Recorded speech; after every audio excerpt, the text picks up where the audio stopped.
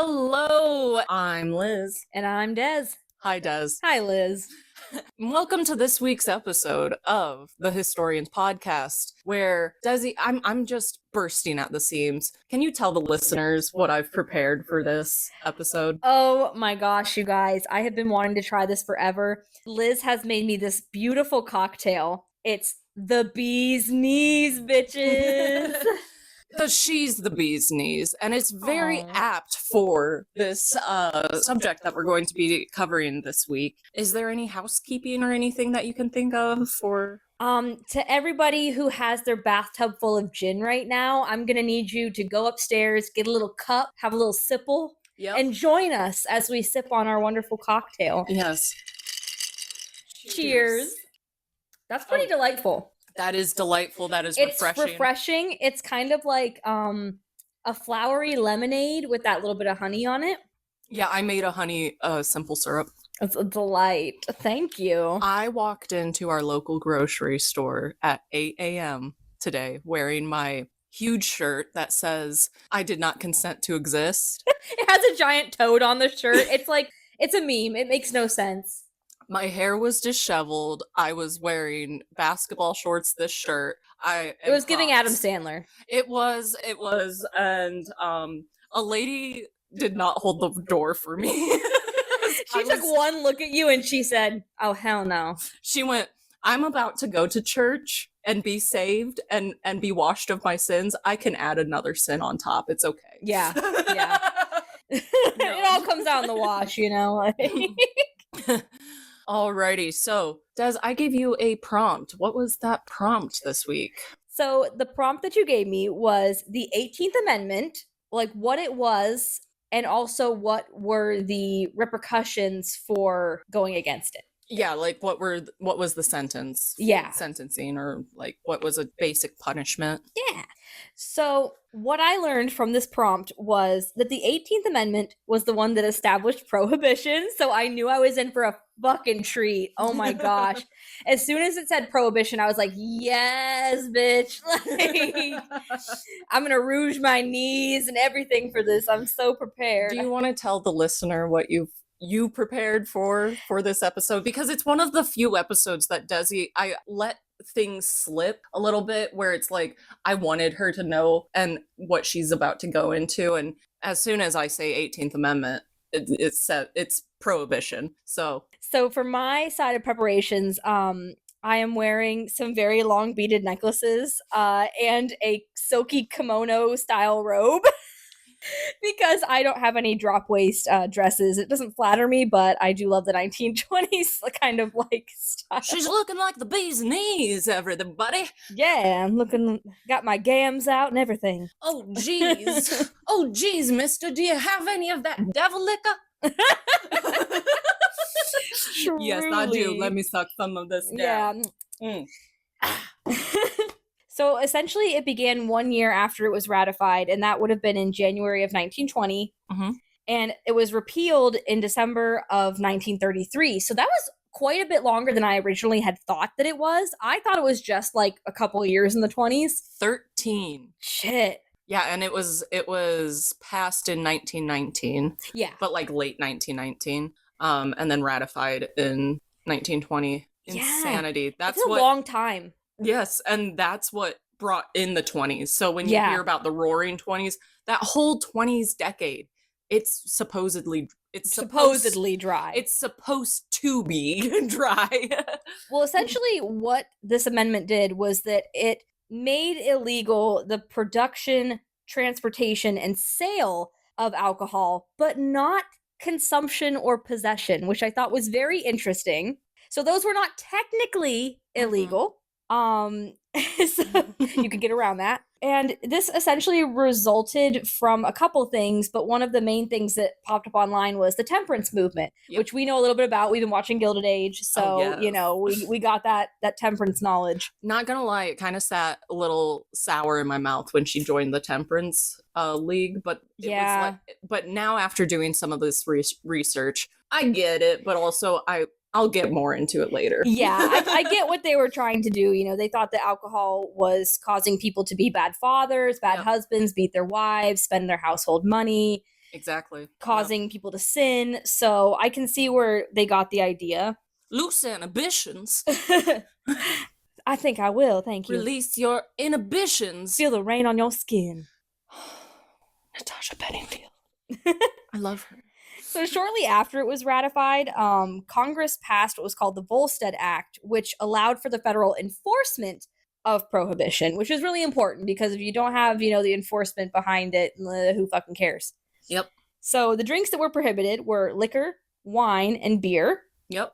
And enforcement of this was really difficult, especially in cities, because, if you think about it, how many enforcement officers can you possibly have? And some of them were drunks, probably, that wanted to, Oh, that you could grease some palms. Yeah, real easily. Also, with this whole time, it is enforced by a federal department, too. Oh, wow. So it is federal offense enforcements being sent out to enforce this, which kind of makes like an us versus them mentality as well, which is not good.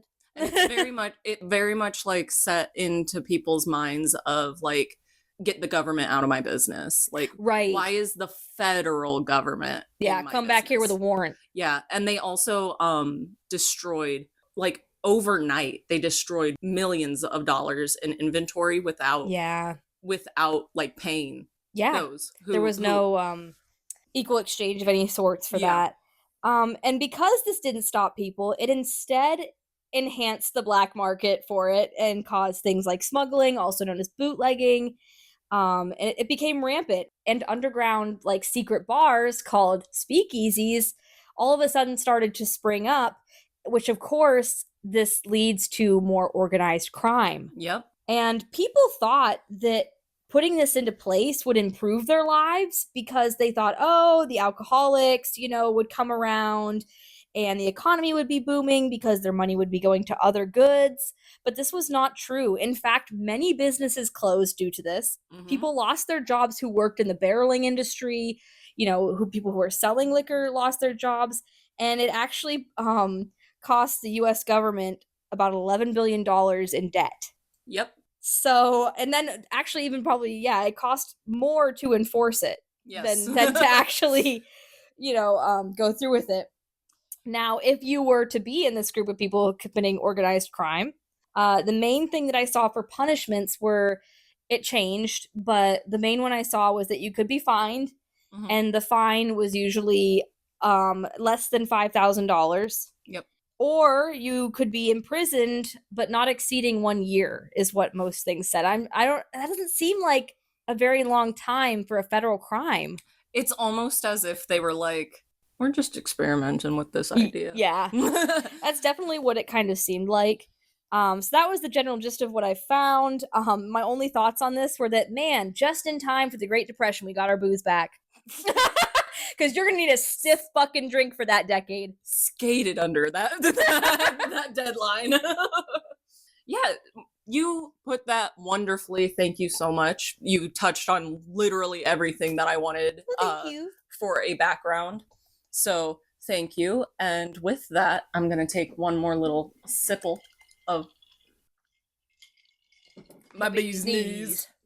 I don't like gin, but I like this gin, and it was only $8. I love gin. I think it's very flowery. It's very summer coated to me. Yeah. I wouldn't be having gin in, like, I don't know, January. I brought up the grocery store thing because I was walking around the grocery store with a bottle of $8 gin at 8 a.m. God. Oh my gosh, this makes it even worse. Fully. Yep. So, episode 7 of the Hystorians The things podcast. We do for a bit. I love a bit, and I will commit to the bit until my dying breath. Amen. So, the man in the green hat. Rules for thee, but not for me. Prohibition-era congressional hypocrisy from their on-site personal bootlegger. What? Holy cow. That's a lot to digest. It's a mouthful, but like... So, again, with this season 1, with a lot of my topics, I got these topics because one day I was at my 9 to 5 and I was like, I want to look up some interesting, not well-known facts of history. And the man in the green hat keeps on popping up. So I was like, oh, let's dig into this. And wow, humans have never changed.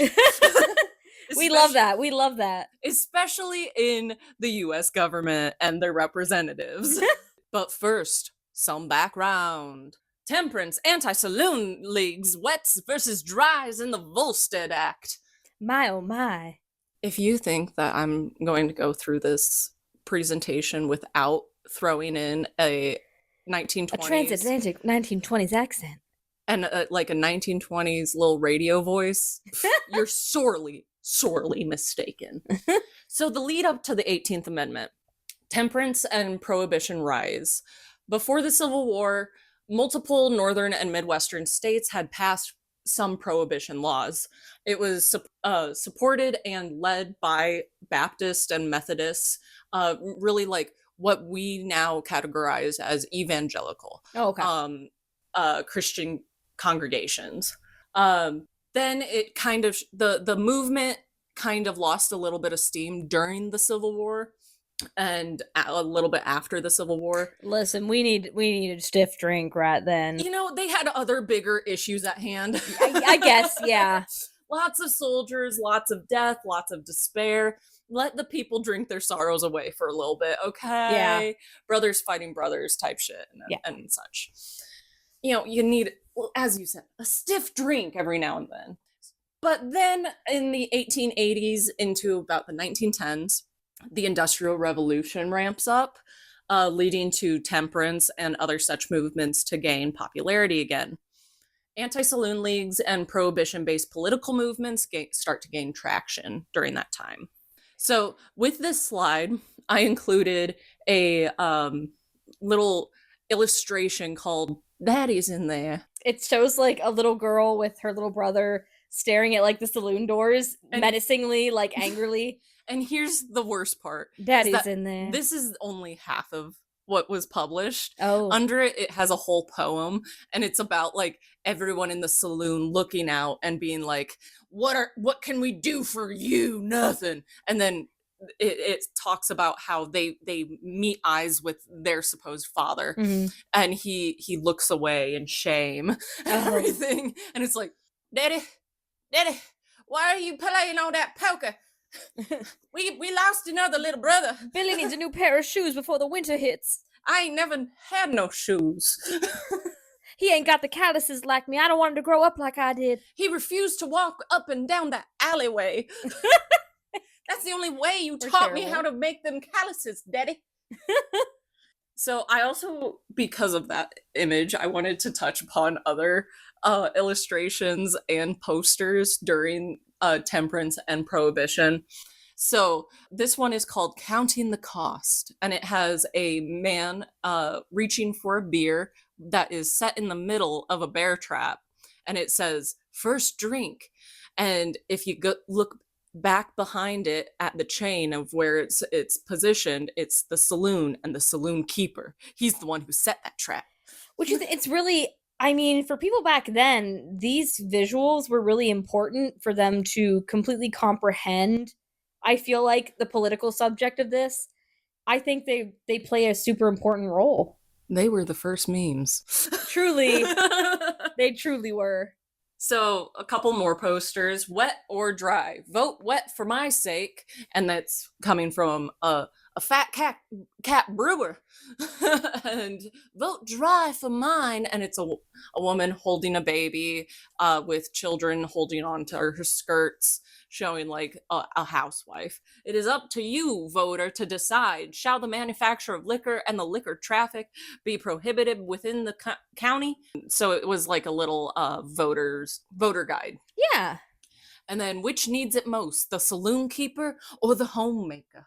And then they break down like what you could buy with certain things, or like, yeah, what could you spend your money on that wasn't the alcohol that your family could actually use? Yep. And then at the bottom it says, and there would be enough money left to buy a good president for your wife and babies. Good present. Listen, if we could afford to get a good president, man, if we could all pitch together some fucking money to buy our wife a good president, wouldn't we all? Women's rights too. I bought that one. Us, and all we could afford was the misogynist. And then one more. This is a pretty famous one, and it depicts a woman holding a hatchet with scattered glasses and bottles all around her, shattered saloon mirrors, and it's depicting an actual temperance activist named Carrie Nation, and it shows like everybody in fear. And now that I'm looking at it, I'm seeing stereotypes in the back as well, because anti-saloon leagues also tried to gather support by feeding into people's anti-immigration thing, because saloons were sometimes some of the only places that you'd see all walks of life there, you know? And new immigrants would be able to afford to stay there, even if it was just like in the corner. And that's a way for you to develop a social life. Right. That was one of the only ways that you could socialize. If you found a saloon that had at least a couple of people who spoke your mother tongue, that's how you learn how to speak English.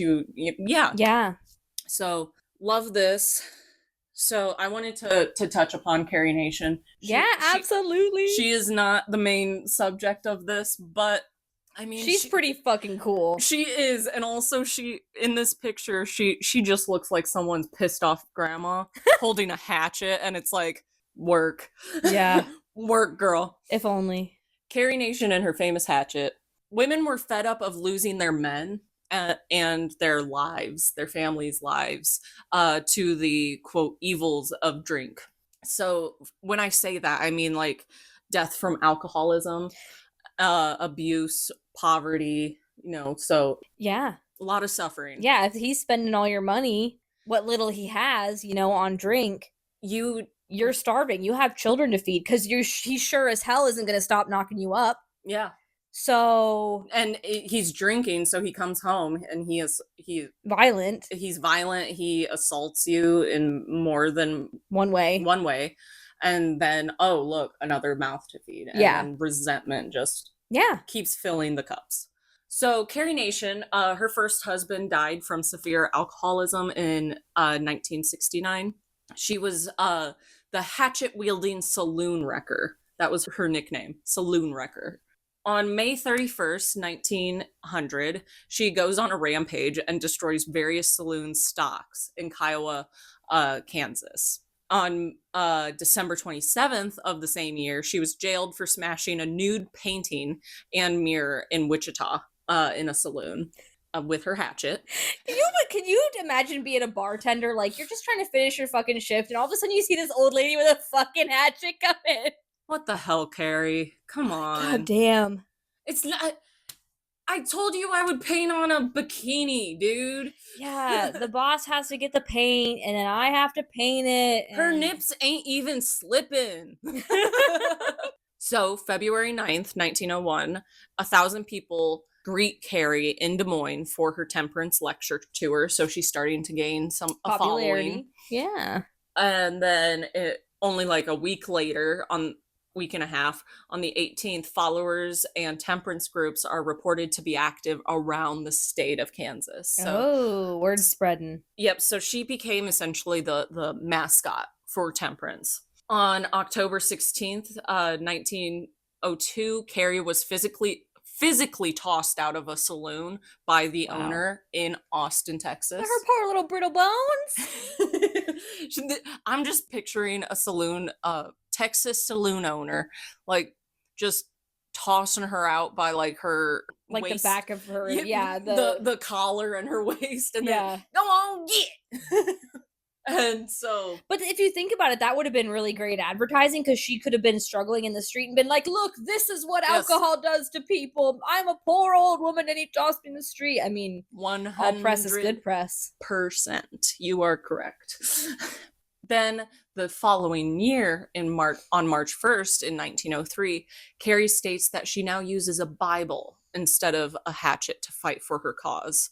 Same year, April, so about a month later, she visits Salt Lake City, Utah, and sells hatchet trinkets as souvenirs. Hey, a woman's got to make a living, okay? She has a brand she's going to monetize. Yeah. Okay? She needs to... Her husband died. Her Yeah. other husband She's died traveling. like 2 She's years got to ago. cover her travel expenses. Yeah, she's doing tours. Yeah.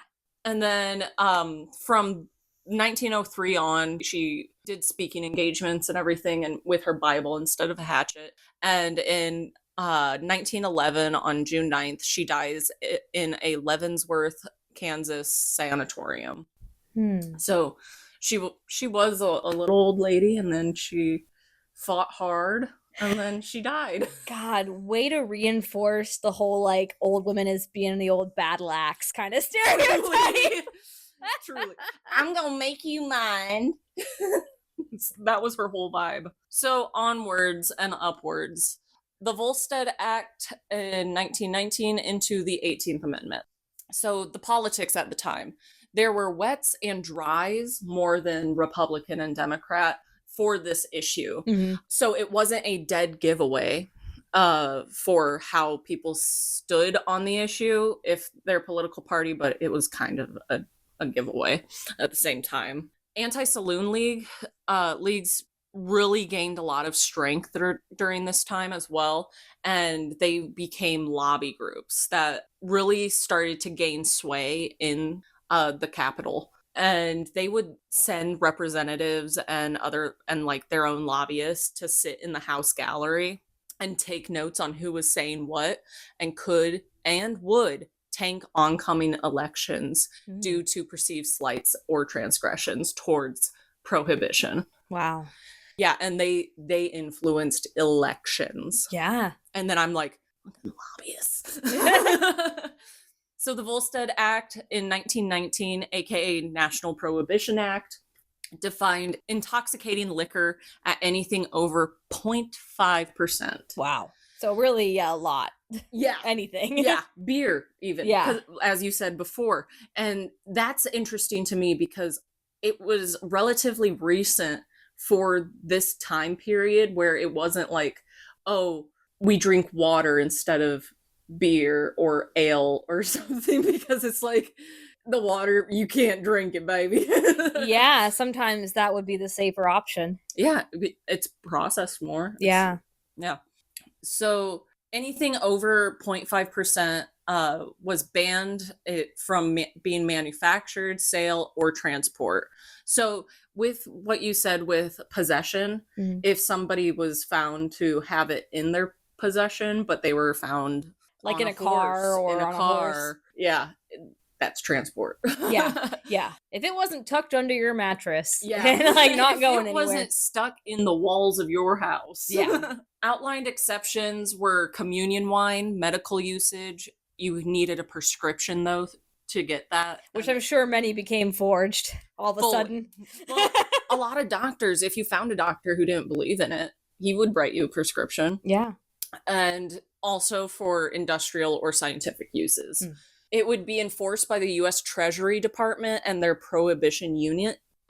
President Woodrow Wilson actually vetoed the act and sent it back to the House or back to Congress, and then it got passed. And in order for it to get passed, it would need 2/3 majority, and so I believe it was 36 out of the 48 current at this time states. I'm honestly really surprised that that it did pass, because a lot of these politicians are not dry people.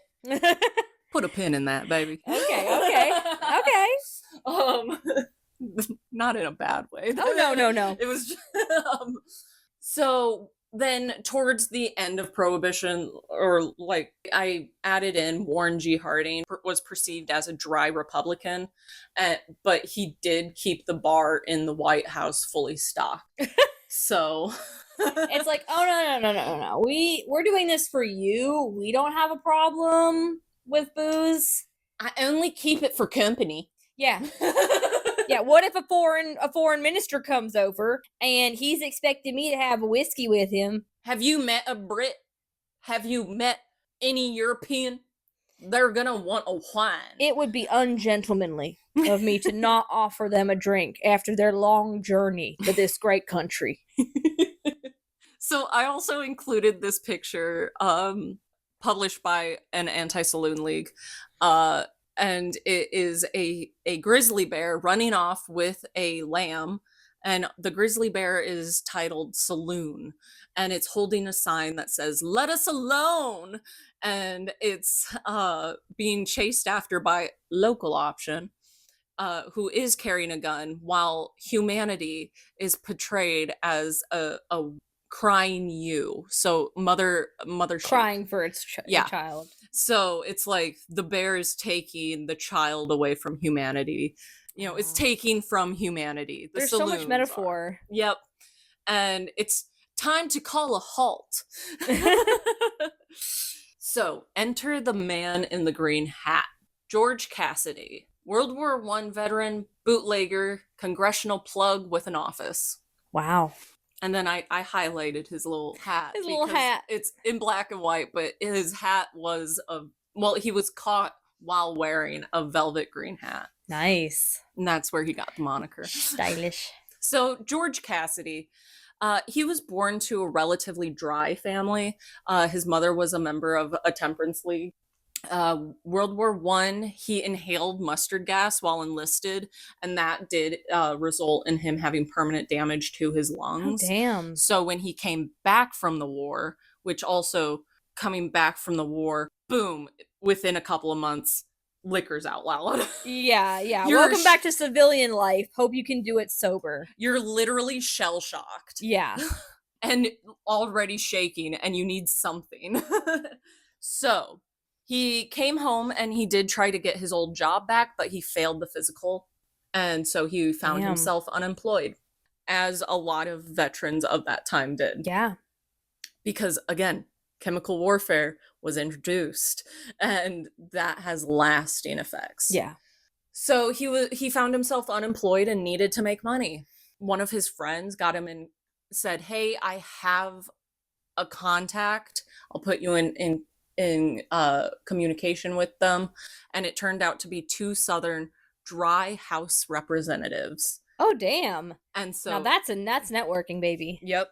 And so that is how. You know what you don't need to be physically fit for? Politics. Except he wasn't a politician. Yeah, it's never stopped him before. He was the unemployed friend to Plug Pipeline. We all know one. where your friend finds themselves unemployed, and guess what? Oh, they are now someone's plug for illegal substances. I mean, maybe I just knew degenerates. I think that's a personal story. Hey now. The true issue at hand. Yeah, yes. So George Cassiday was given a literal key to the Capitol. Damn.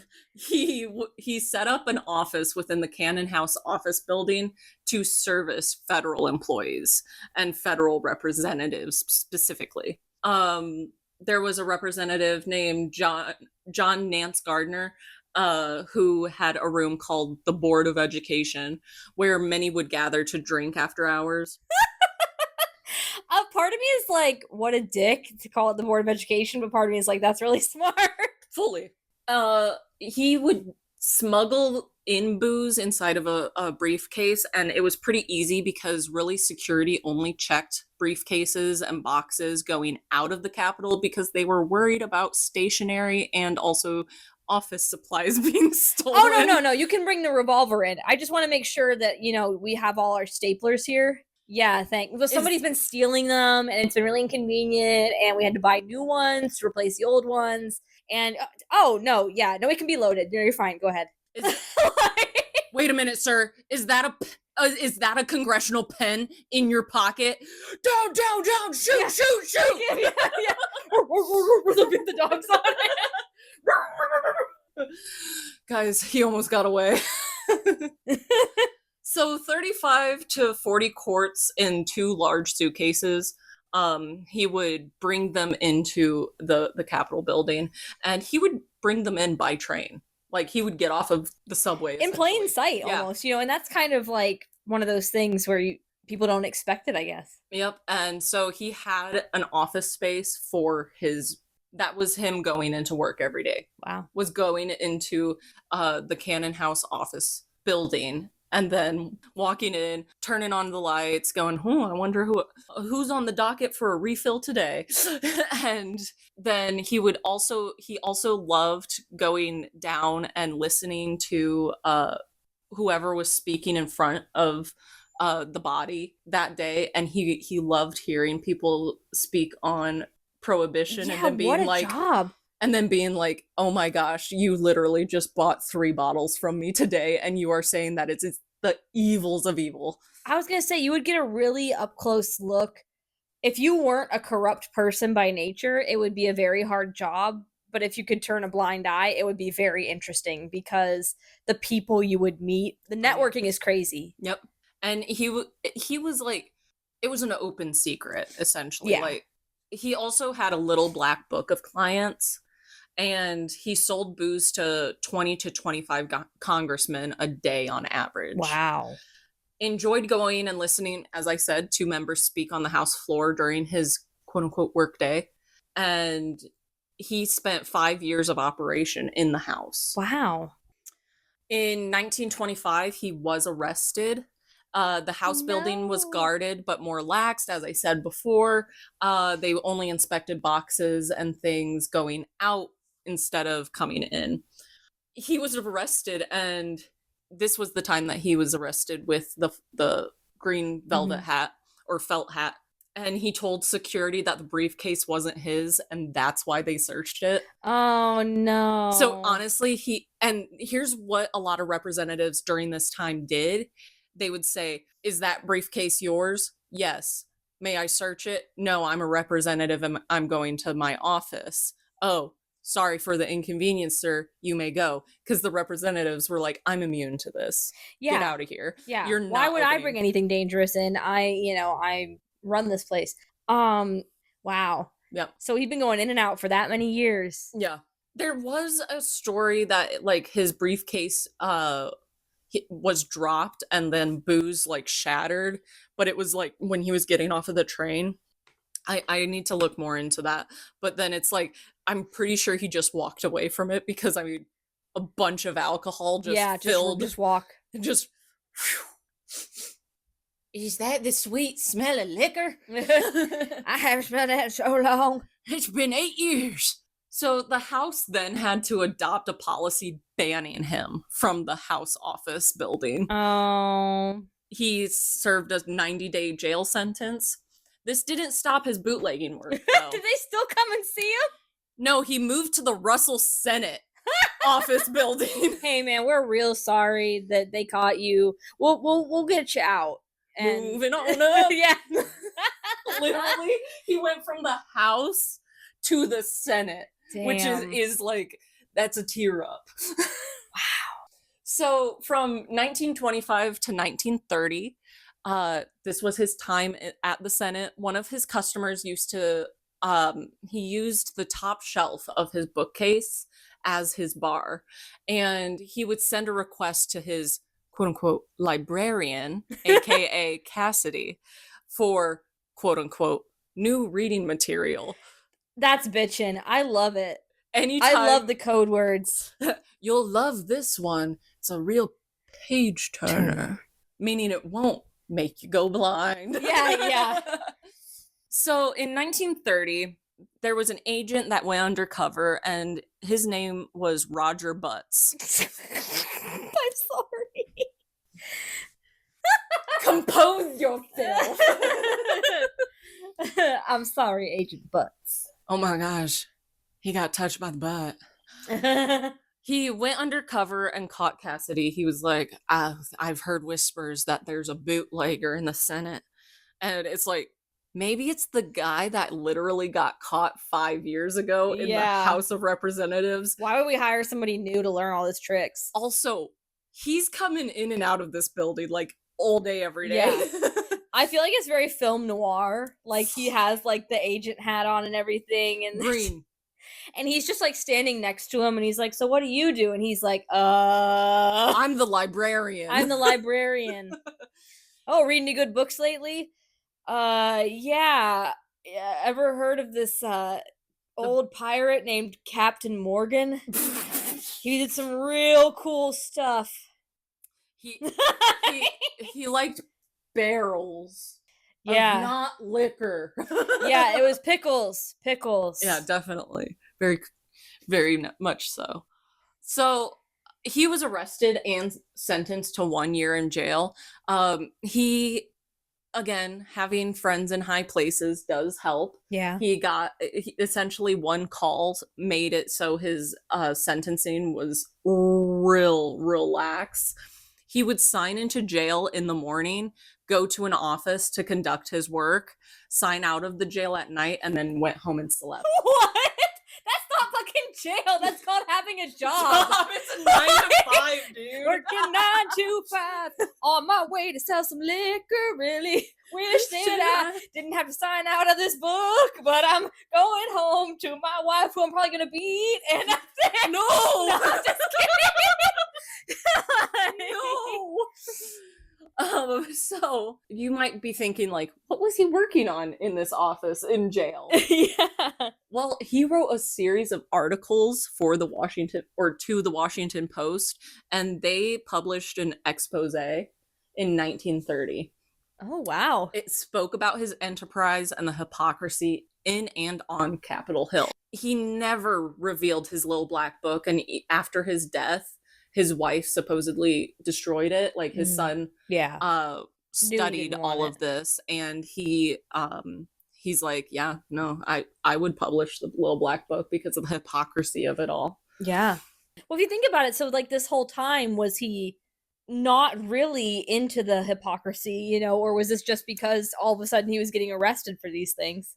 I think that honestly, it was a paycheck. Yeah. And he didn't want to bite the hand that was feeding him. Because it's a really good job. The hand just backhanded him, essentially. Yeah. And he didn't name names, so he did have some sort of loyalty.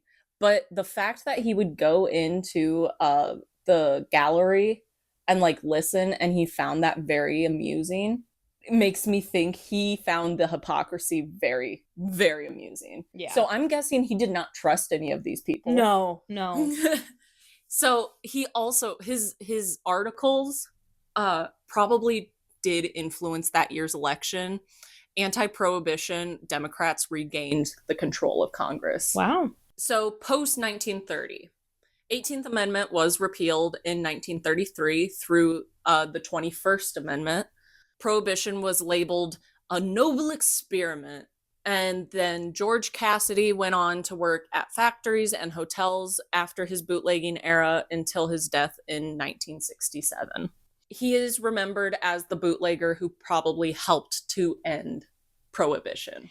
Yeah. Because essentially with those articles, he showed that these people who got up on the pulpit, essentially, and who enacted this law were literally saying rules for thee, not for me. Yeah, they weren't practicing what they preached. No. And this would be extremely infuriating. I mean, all these people's lives who were of the common class had to change. And some, because they were rich and in politics, they got to just carry on. And that's something that will piss off any population. Yeah. And it's like, okay, I understand that you enacted these rules. I am willing to adhere to these rules if you fucking live by them. Yeah. But if I see you blatantly disregard these rules, but you still want to take my hand for committing against these rules, fuck you, dude. Yeah. Nobody likes hypocrisy. No. So I have a little observation, which is a little bit like little rabbit hole, but like, and side note, green keeps and kept popping up throughout everything in Prohibition. So I'm like, maybe it was just a really popular color during that time. But I mean, I could probably do a whole dissertation or at least a thesis on this. There's Man in the Green Hat. Speakeasies were usually shown to, or like the signal that it was a speakeasy was either by a green mark on a door or the door itself was painted green. Great Gatsby staring at the goddamn green light. Yeah. Green Hat Gin, which was named after Oh, that's cool. the man in the green hat. I tried to get some. I truly did. It's probably expensive. Not even. It's just nobody. The distillery did go under or like closed, which it was based in DC. Oh, I love that. Yeah, truly. And then, as you know, I love a dark green, so it does give Art Deco. Yeah, vibes. The greens, the golds, yeah. And then green spots as indicators on doors. Yeah. Showing that it was either speakeasy or you could get booze here. Yeah. So the Prohibition Party was established in 1869, and it is still active in the year of our Lord, 2025. Guys, it didn't work the first fucking time, okay? We tried it, you know, good on us for trying it. Didn't fucking work. It's okay. It's okay. That's okay, guys. And also, their party animal is a camel who stores water on their back. Yeah. One of them humps is definitely filled with gin. Yeah. Yeah. At least if I was a camel, that's what I would do. So what? I want you to... Now, I'm going to get off on a little tangent. Work, queen. Let me take a little sipple of my... Let me take a sipple as well. It's really good. 10 cents a dance. So what? That's what they pay me. So what? I see this story in history as a perfect example of the hypocrisy that has always plagued politics, especially politics in the United States. It's that quote of rules for thee, but not for me, kept ringing in my ears throughout all of this research. Yeah. Representatives are supposed to be exactly that. Representatives of their constituents. They should not be working in the interests of lobbies, corporations, or anything else that is not directly related to those back in their home districts who are responsible for sending them to the Capitol in the first place. They literally got them their jobs. Yeah. Corruption is and always has been a constant in politics and governing bodies throughout history. If there are rules being put into place, there is usually corruption down the line. It is important to point out and honestly call it out and demand consequences for such piss-poor decisions and actions or inactions that had been made to line pockets or just for self-interested gains. Politicians who laugh at the thought of or speaking to those who literally got them their jobs, they need to be ousted. They need to be voted out. They cannot keep their jobs. If they will not take constituents' calls, get the fuck out. You're not a representative. Yeah, what are you doing? It's literally your title. You represent. Yeah. Prohibition also is, in my opinion, a great example of treating a symptom instead of the illness. Getting down to the basis of what is causing this symptom. Instead of prohibiting the thing that everybody flocked towards to escape or feel happy, they should have asked themselves, why are people wanting to escape? Yeah, why are they unhappy? Why if so many people? Yeah, why are so many people wanting to escape into this bottle? Or why aren't they happy? Or why do they feel like they cannot achieve happiness? No, instead they said, liquor! Take away the comfort of the liquor! Get out of here! Devil juice! Well, also, and this is when my little labor historian self gets to peek out, the Industrial Revolution after the Civil War led to a labor force that was overworked, overwhelmed, underpaid, and barely surviving. Yeah. They were doing backbreaking work for a majority of the day, their bodies being sacrificed for the bottom line, and they were constantly reminded that they were easily replaceable. Yeah. They would have... At some factories, they would have to gather in front of the factory in the morning, and it was whoever was pointed at. So you might have had a job yesterday. But you might not have one today. Exactly. Same position is open and everything. Yep. So it is understandable that when workers got off of work, they ran home or to the saloon to drink. One, their bodies were probably in pain and screaming. Yeah. And back then, it was either opioids or or liquor. They spent all their paychecks at saloons and pubs, leaving their families near penniless. Well, if you think about it too, with how the human psyche works sometimes, I feel like if I was struggling to earn a living, at some point, the weight of having a family to support, I'd just be like, you know what? Fuck it. I can't do this. Yeah. So I'm going to go spend all my money and feel happiness for the first time this week. And you know what? If my family can't survive to live, I can't handle the pressure. Yeah.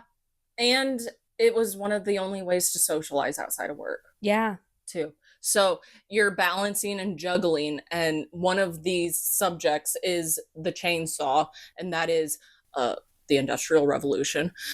So you're juggling family life, work life, that's the chainsaw, and social life, and you're gonna drop something. Yeah. So they did not enact programs to research or look into or figure out like what programs needed to be enacted or regulations for factories, regulations for work, like labor, deaths and shit. Yeah, nothing to help the root cause. Yes. They didn't enact policies that would address the reality of the problem. And also, like, with what you were saying, it's like, I can hear some people going like, why didn't the women just divorce their husbands? Well, that was not a fucking option sometimes. Fun fact, no-fault divorce is a relatively new thing. The courts had to be fault assigned to someone. Yeah. And sometimes couples would do a push and pull where they're like, if you're willing to accept fault because you're struggling with alcoholism, I'll try not to mar your reputation or something. Yeah. Where it was like, yeah, I'll move back in with my parents, I'll be quiet about it, kind of thing. I'll take the children, I will support the children and everything. Work on you, bud. Yeah. Divorces also were very taboo at the time. Yeah, nobody really, even in like the 1950s and stuff, and it was the talk of the town still. Yeah, and nobody wants to be that. No one wanted to split up their families either. Yeah. Even though they were literally splitting up their families, trying to put food on the table. Yeah. Father was out of the house. Mother might have been sent to work as well. Yeah. Children. Yeah, if you had kids, there wasn't a lot of jobs available for women that were paying well enough to live off of. Yeah, and in my mind, the basis of much of these issues were the long, back-breaking labor needs and practices of the time, making it so that there was rarely any time for family. There was rarely any time for social life. Listen, if you can't make your own relaxation, store-bought's fine. Boots. Yeah, yeah. Our preferred one is named Jen. We call her Jenny. So people worked for 10 to 12 hours a day for 6 days out of the week. That left Sunday. And if you were religious, you went to church on Sunday.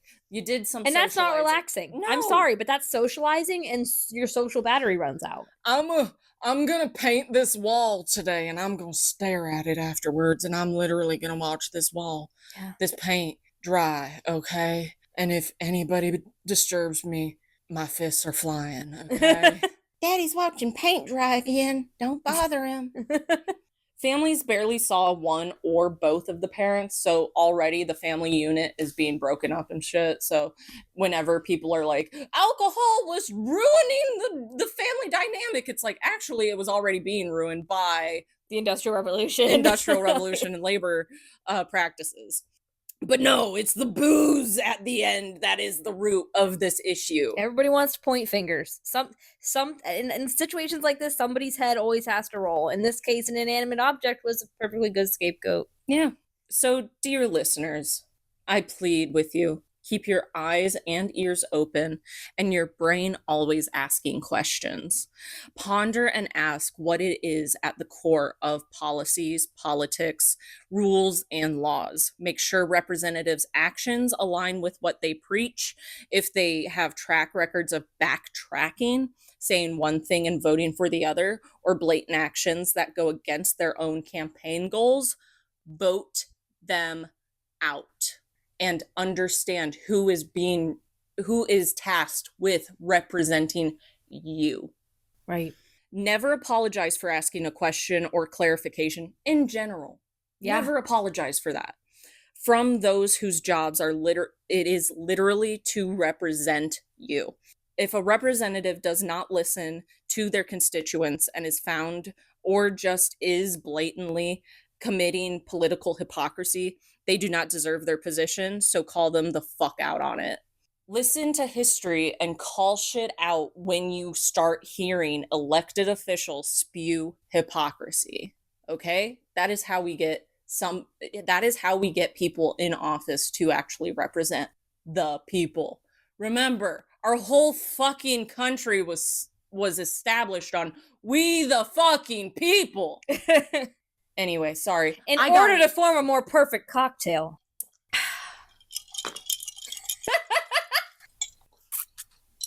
As Mr. Rogers said, can you say hypocrisy?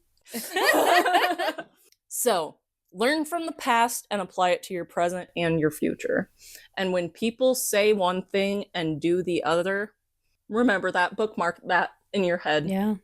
And apply that to their further actions.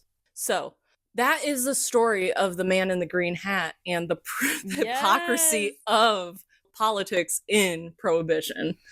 Love. I am so sorry, listener. I was really happy and really at a very high point at the beginning, and then I just got angry towards the end.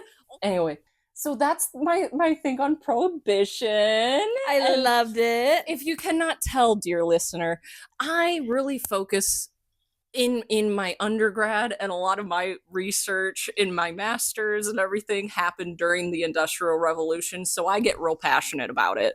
So I am so sorry. I'm passionate about it too. I mean, I'm passionate about any topic in which you will just make me liquor. You just give me a drink. Really liking the ideas of like historical cocktails. It's like drunk history. Everyone loves drunk history. Yeah, and except that when I have barely a drop of liquor in my blood, you know, like how many times have we gone to a social event and you're like, Liz, don't get political, and I'm I don't bother saying it anymore. And I'm stone cold sober, and then maybe somebody walks past me with a wine glass and I get a whiff of it and I go, actually the current political environment is very concerning to me. We are in a constitutional crisis. As a historian. As a historian. And then when people are like, shut up, you snowflake, I'm like, I'm a historian, so shut the fuck up yourself, okay? I can see a million times. As I say in every episode I do, look at the writing on the fucking wall. Read, goddammit. So, thank you, dear listener. Well, thank you so much for this refreshing episode. And always remember, you, dear listener, are always the bee's knees. You're the bee's knees, honey. And never charge 10 cents for a dance. You're at least worth 20. Yes, you are a 20-cent dance. Always charge 20 cents for ass, grass, or gas. And that is from the Hystorians.